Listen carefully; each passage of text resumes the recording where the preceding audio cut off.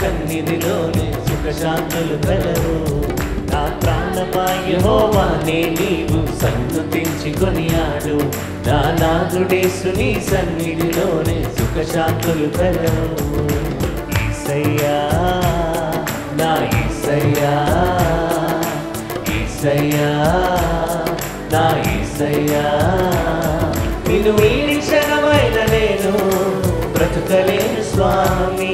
నిన్ను వీడి క్షణమైన నేను బ్రతుకలేను స్వామి. నా ప్రాణమా యెహోవానే నీవు సన్నుతించి కొనియాడు. నా నాథుడేసు నీ సన్నిధిలోని సుఖశాంతులు కలవు. నా ప్రాణమా యెహోవానే నీవు సన్నుతించి కొనియాడు. నా నాథుడేసు నీ సన్నిధిలోని సుఖశాంతులు కలవు.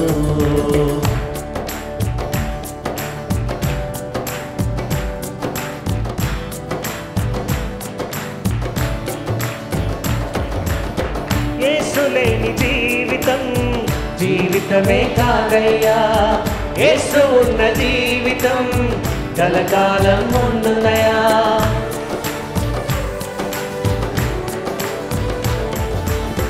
యేసు లేని జీవితం జీవితమే కాదయ్యా. యేసు ఉన్న జీవితం కలకాలం ఉండునయా. నిన్ను మరిపించే సుఖమే నాకు ఇలలో వద్దయ్యా. నిన్ను స్మరించే కష్టమే నాకు ఎంతో మేలయ్యా. నిన్ను మరిపించే సుఖమే నాకు ఇలలో వద్దయ్యా. నిన్ను స్మరించే కష్టమే నాకు ఎంతో మేలయ్యా. నిన్ను వీడి క్షణమైన నేను బ్రతుకలేను స్వామి. నిన్ను వీడి క్షణమైన నేను బ్రతుకలేను స్వామి. నా ప్రాణమా యెహోవానే నీవు సన్నుతించి కొనియాడు. నా నాథుడేసు నీ సన్నిధిలోనే సుఖశాంతులు కలవు.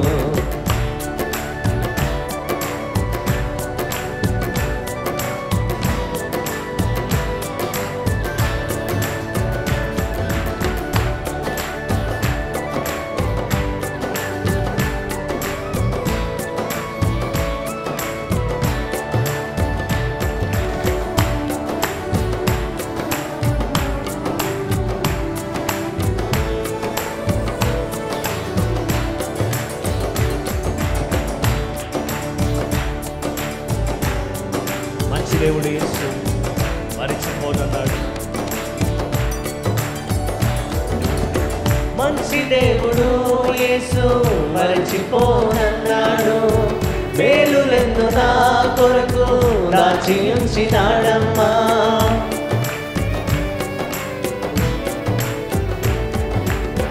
మంచి దేవుడు యేసు మరిచిపోనన్నాడు.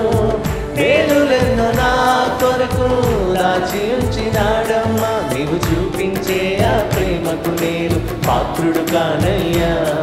ఆ ప్రేమలోనే నిరతము నన్ను నడుపుము యేసయ్యా. నీవు చూపించే ఆ ప్రేమకు నేను పాత్రుడు కానయ్యా. ఆ ప్రేమలోనే నిరతము నన్ను నడుపుము యేసయ్యా. నీవు వీడి క్షణమైన నేను బ్రతుకలేను స్వామి. నిన్ను వీడి క్షణమైన నేను బ్రతుకలేను స్వామి. నా ప్రాణమా యెహోవానే నీవు సన్నుతించి కొనియాడు. నా నాథుడేసు నీ సన్నిధిలోనే సుఖశాంతులు కలవు. నా ప్రాణమా యెహోవానే నీవు సన్నుతించి కొనియాడు. నా నాథుడేసు నీ సన్నిధిలోనే సుఖశాంతులు కలవు. యేసయ్యా నా యేసయ్యా, అందరూ కలిసి యేసయ్యా నా యేసయ్యా, యేసయ్యా నా యేసయ్యా, యేసయ్యా నా యేసయ్యా. నిన్ను వీడి క్షణమైన నేను బ్రతుకలేను స్వామి. నిన్ను వీడి క్షణమైన నేను బ్రతుకలేను స్వామి. నా ప్రాణమా యెహోవానే నీవు సన్నుతించి కొనియాడు. నా నాథుడేసు నీ సన్నిధిలోనే సుఖశాంతులు కలవు. నా ప్రాణమా యెహోవానే నీవు సన్నుతించి కొనియాడు. నా నాథుడేసు నీ సన్నిధిలో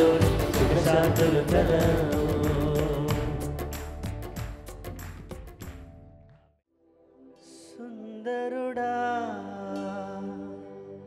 అతిశయుడా మహోన్నతుడా నా ప్రియుడా సుందరుడా అతిశయుడా మహోన్నతుడా నా ప్రియుడా 10,000లో నీవు అతి సుందరుడవు నా ప్రాణ ప్రియుడవు నీవే శారోను పుష్పమా లోయలోని పద్మమా నిన్ను నేను కనుగొంటినే 10,000లో నీవు అతి సుందరుడవు నా ప్రాణ ప్రియుడవు నీవే శారోను పుష్పమా లోయలోని పద్మమా నిన్ను నేను కనుగొంటినే సుందరుడా అతిశయుడా మహోన్నతుడా నా ప్రియుడా సుందరుడా అతిశయుడా మహోన్నతుడా నా ప్రియుడా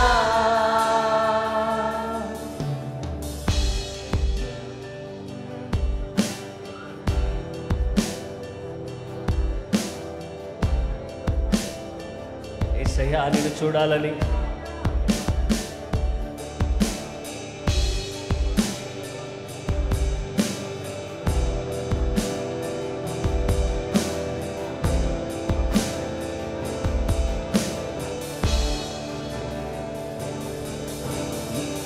చూడాలని నీ ప్రేమలో ఉండాలని నేను ఆశించుచున్నాను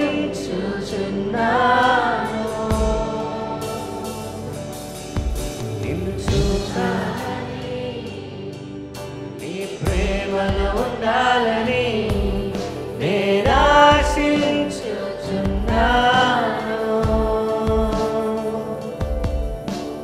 నిన్ను చూడాలని నీ ప్రేమలో ఉండాలని నేను ఆశించుచున్నాను మరోసారి దేవా నిన్ను చూడాలని నీ ప్రేమలో ఉండాలని నేను ఆశించుచున్నాను సుందరుడా అతిశయుడా మహోన్నతుడా నా ప్రియుడా సుందరుడా అతిశయుడా స్వరమెత్తి బిగ్గరగా సంగమంగా మీ చేతులెత్తి నా ప్రియుడా సుందరుడా సుందరుడా అతిశయుడా మహోన్నతుడా నా ప్రియుడా సుందరుడా అతిశయుడా మహోన్నతుడా నా ప్రియుడా యేసయ్యా నా యేసయ్యా నీ వంటి వారెవ్వరు యేసయ్యా యేసయ్యా నా యేసయ్యా నీలాగా లేరెవ్వరు యేసయ్యా యేసయ్యా నా యేసయ్యా నీ వంటి వారెవరు నీ వంటి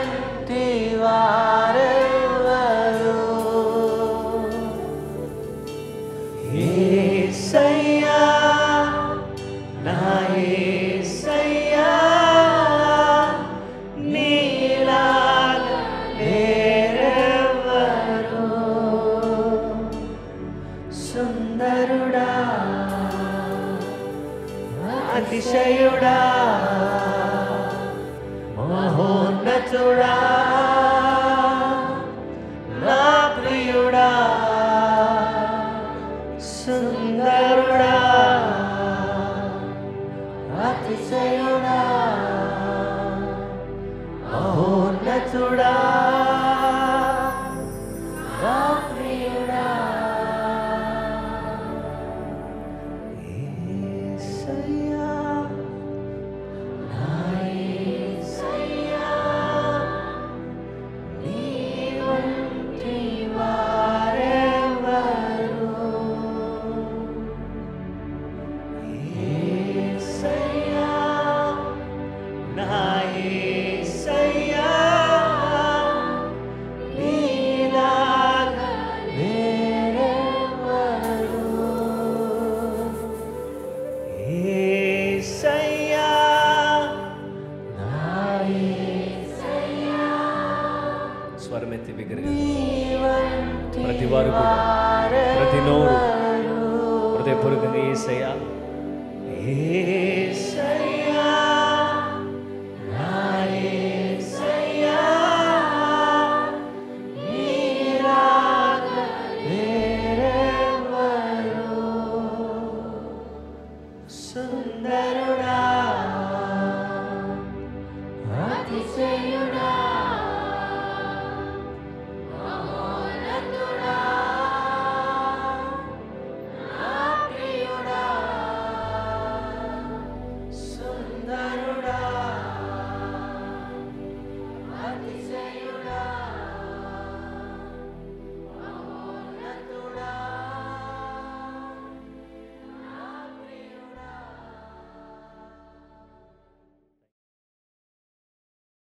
ప్రభువైన యేసుక్రీస్తు నామములో మీకు అందరికీ శుభములు వందనాలు తెలియజేస్తున్నాను. ఈ ఉదయ కాలం ప్రార్థనా పోరాటంలో పాల్పంపులు పొందడానికి సర్వశక్తి కలిగినటువంటి దేవుడు అనుగ్రహించిన ఈ కృపను బట్టి, దేవుడిచ్చిన ఈ యొక్క ఆయుష్ను బట్టి నేను దేవునికి కృతజ్ఞతలు తెలియజేస్తున్నాను. ఇంతవరకు ఆరాధించాం.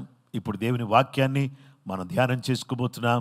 As long as I live, జీవించినంత కాలం అనే అంశాన్ని గురించి దేవుని వాక్యాన్ని మనం వింటూ వచ్చాం.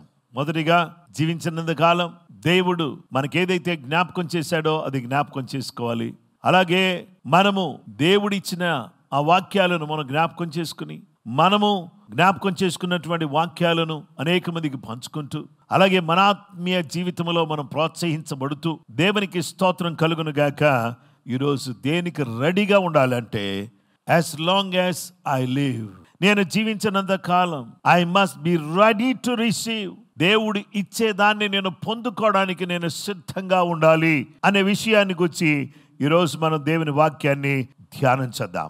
2వ కొరింథీయులకు రాసిన పత్రిక 5వ అధ్యాయం 1వ వచనం, భూమి మీద మన గుడారమైన ఈ నివాసము శిథిలమైపోయినను, చేతి పని కాక దేవుని చేత కట్టబడినదియు నిత్యమైనదియునైన నివాసము పరలోకమందు మనకున్నదని ఎరుగుదుము. దేవునికి స్తోత్రం. దేవుని బిడ్డలారా, భూమి మీద మన గుడారమైన ఈ నివాసము అంటే మన ఇల్లు కాదు, మన శరీరం. ఈ శరీరము శిథిలమైపోతుంది. సంవత్సరం వెంబడి సంవత్సరం ఈ యొక్క శరీరము ఏ పరిస్థితులకు వచ్చేదిగా ఉందంటే శిథిలావస్థలోకి వెళ్ళేటటువంటి పరిస్థితి మనకు కనబడుతుంది. గనుక దేవుని బిడ్డలమైనటువంటి మనం అందరం కూడా గమనించాల్సిన విషయం ఏంటంటే, ఈ యొక్క శరీరం శిథిలమైపోయేటటువంటి శరీరములో మనము జీవిస్తూ చేతి పని కాక దేవుని చేత కట్టబడినదియు నిత్యమైనదియునైన నివాసము మనకున్నదని ఎరుగుదుము.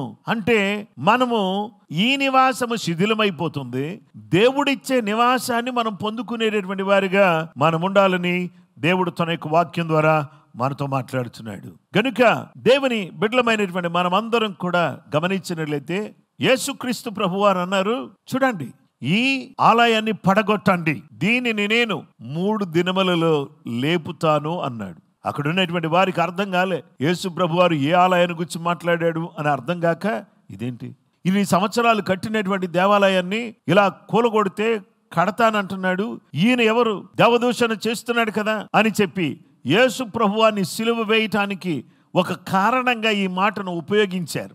ఏ మాటను ఉపయోగించారంటే, ఈ వ్యక్తి దేవాలయాన్ని, మా పితరుడైనటువంటి సొలొమోను కట్టినటువంటి ఆ దేవాలయాన్ని, అలాగే ఈ యొక్క యెరూషలేము మందిరాన్ని కూలగొడతానన్నాడు అని చెప్పి తన్ను గురించి వ్యతిరేకంగా మాట్లాడినటువంటి విషయాలు మనకు కనబడుతున్నాయి.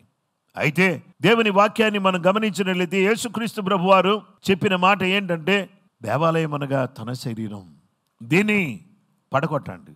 3 దినములలో చేతి పని గాని మరి ఒక దేవాలయమును నేను కట్టుదునని వీడు చెప్పుచుండగా వింటిమి.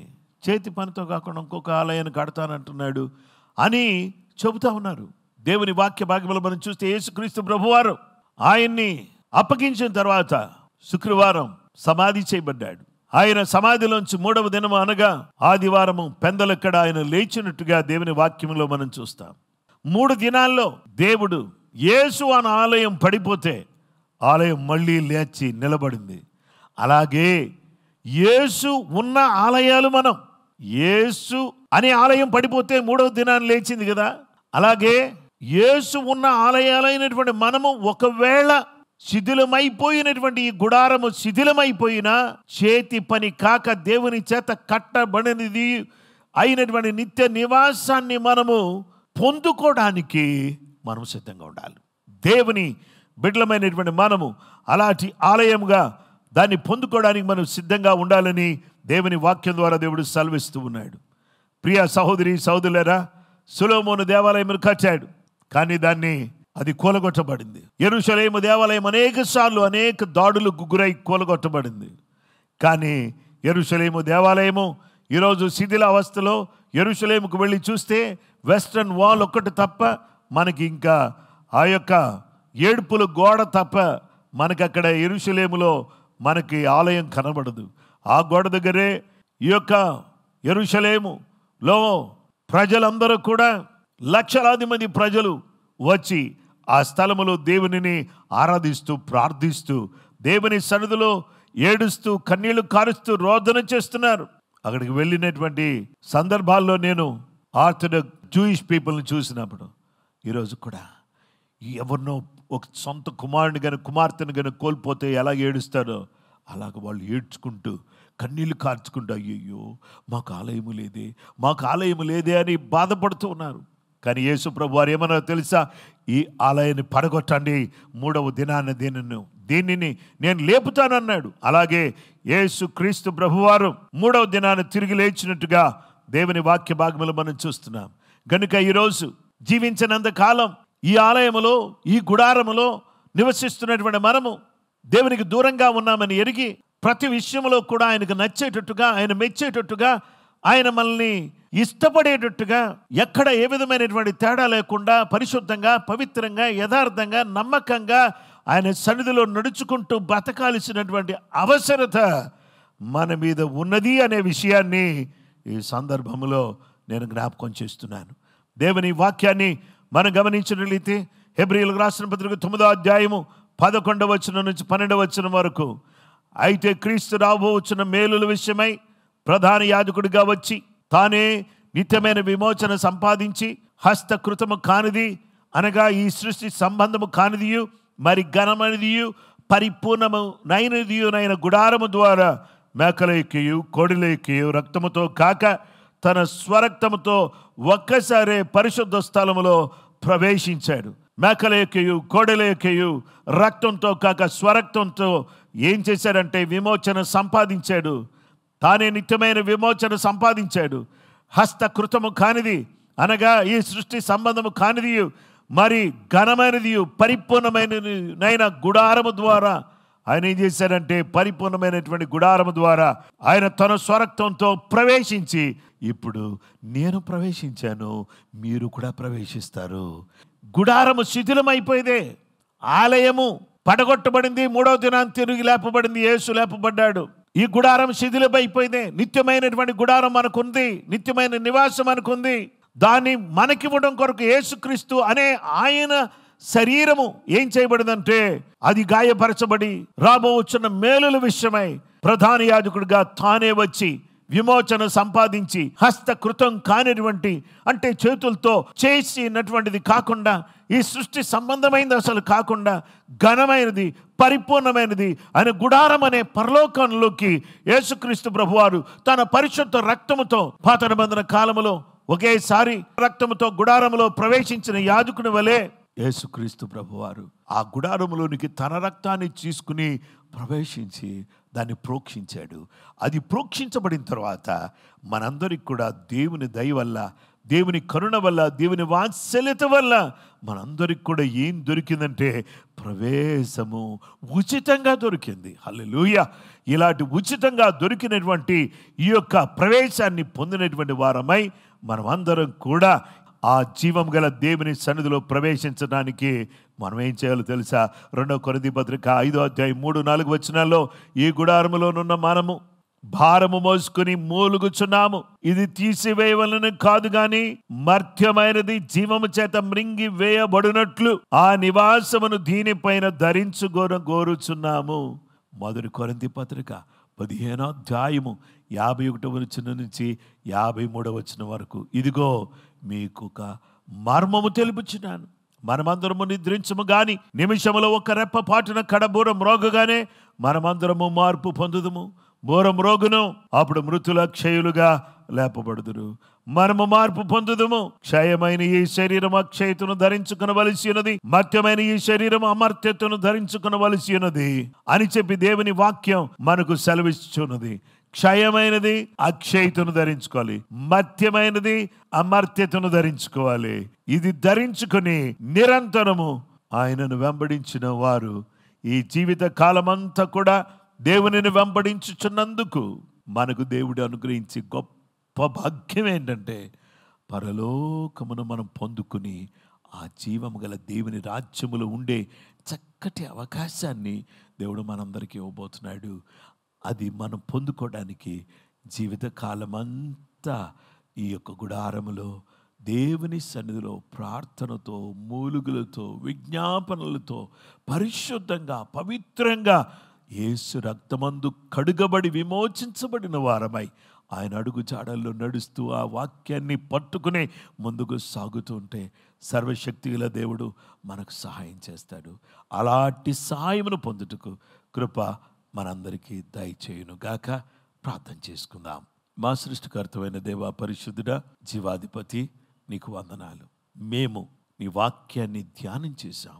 జీవించినంత కాలం మీ మాటలను జ్ఞాపకం చేసుకుని పురికొల్పబడిన వారమై మీ మాటలను ఇతరులకు జ్ఞాపకం చేసి వారిని పురికొల్పుతూ మేము మా మట్టుకు మేము సిద్ధంగా ఉండి మీరు అనుగ్రహించేటటువంటి ఆ దివ్యమైన రాజ్యాన్ని పొందేటటువంటి కృప మా అందరికీ దయచేయండి. శిథిలమైపోతున్న ఈ శరీరములో చేతి పని కాక నిత్యము నిలిచేటటువంటి నీ రాజ్యం కొరకు మేము ఎల్లవేళలా సిద్ధంగా ఉండి మీరు సంపాదించిన విమోచన పొంది మీరిచ్చిన కృపను పొందుకుని మీ అడుగు జాడల్లో నడవటానికి కావలసిన కృప మా అందరికీ అనుగ్రహించమని, దయ చూపించమని, నీ కార్యాలు మా కొరకు చేసి మీరే మహిమ, మీరే ఘనత, మీరే ప్రభావాలు పొందుకోమని క్రీస్తు యేసు సర్వశక్తిగల నామములో నీ ఆశీర్వాదముతో, నీ దీవెనతో నింపండి. యేసయ్యా, ప్రవేశాన్ని మాకు సమృద్ధిగా ఇచ్చినందుకు నీకు వందనాలు. ఆ ప్రవేశాన్ని కోల్పోకుండా నీ అడుగు జాడలో నడుచుటకు కృప మా అందరికీ దయచేయమని, ప్రతి బిడ్డను దీవించమని, నీ కనికరంతో, నీ కృపతో నింపి నిత్యము నిన్ను హత్తుకుని వెంబడించేటటువంటి వారిగా మేము ఉండడానికి సహాయపడి దీవించాల్సిందని కోరుకుంటూ క్రీస్తు యేసు పరిశుద్ధ నామములో ప్రార్థించి వేడుకొనుచున్నాము తండ్రి, ఆమేన్. మన పరమ తండ్రి దేవుని ప్రేమ, కుమారుడైన యేసు క్రీస్తు ప్రభువారి యొక్క కృప, పరిశుద్ధాత్మ దేవుని నిత్య సన్నిధి సహవాసము చెరువన మనకును సకల లోకములను పరిశుద్ధులకు సదా తోడే నడిపించును గాక. ఆమేన్. క్రీస్తునందు ప్రియమైనటువంటి సహోదరి సహోదరులారా, ఈ కార్యక్రమాన్ని వీక్షిస్తున్న మిమ్మల్ని అందరినీ ప్రభు నామములో అభినందిస్తున్నాను. ఈ యొక్క కార్యక్రమాన్ని చూసినటువంటి మీరు లైక్ చేయండి, షేర్ చేయండి, అలాగే సబ్స్క్రైబ్ చేయాల్సిందని ప్రభు పేరట మీకు మనవి చేస్తూ ఈ మాటలు ముగిస్తున్నాను. రేపు మరొక దివ్యమైన అంశంతో, అద్భుతమైన అంశంతో మళ్ళీ కలుసుకుందాం.